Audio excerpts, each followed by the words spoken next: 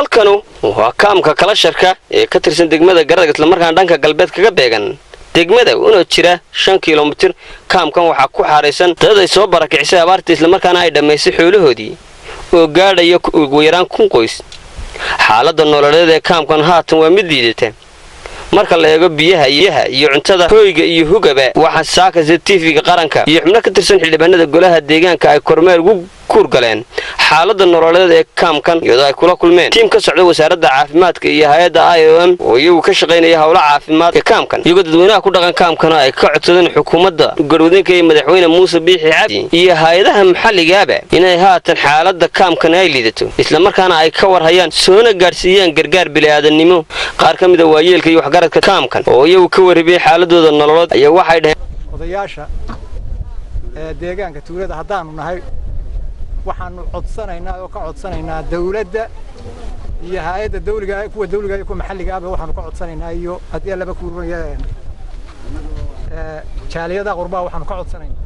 inay nala soo gaaraan gargaar ilaahay baa bixiya caawimo inay nala soo gaaraan oo naga caawiyaan cuntada laba leenjiiba day wax la Soomaalidu ku baabaajitin guriga kii horreeyay inay cuntada naga caawiyaan caafimaadkana dee waxa aanu doonaynaa dhaawactir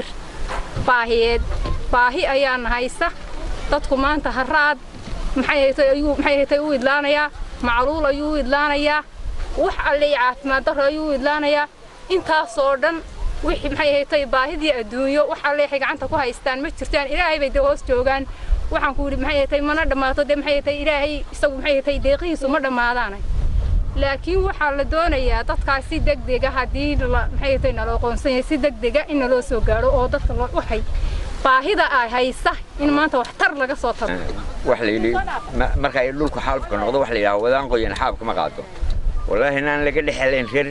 kiila haysta marka waxaanu si bil caalamna ugu codsanaynaa dawladda iyo hay'adaha caalamiga kuwa dawliga qurba joogta iyo cid kasta oo muxsiniina inay wax soo taraan waa aragtaan wasaaradda caafimaadka waxay ka shaqeynaysaa xanuuno ku dhacay oo ka yimi nafaqa darro iyo ishuuri soo kale halkan waxaan ka cadaynaynaa ama aan u sheegaynaa cid kasta oo danaynaysa in lagu liito Soomaaliduna waxay ku maahmaahdaa nin qayla daran geelisa lama dhiciyo in badan waa la hadlayay waxana la hadalhaama ma buuxso aad iyo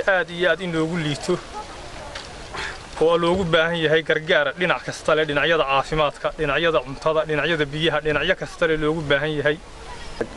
adibigi karashkan maanta joognaa waan u mahad celinaynaa wasaaradda iyo hay'adda IOM oo day wasaaraddu inoo keentay dawooyinkii way naga soo xaqabtireen marka maanta waxa laga shaqeynayaa shaqaalihii baa ka shaqeynaya kormeer bay noogu yimaadeen qolada golaha deegaanku oo uga mahad celinaynaa inay ka warhayaan dadka warhayntooda la socdaan waan uga mahad celinaynaa waa madar sayre warbaahinta qaranka Jamhuuriyadda Soomaaliland Garadag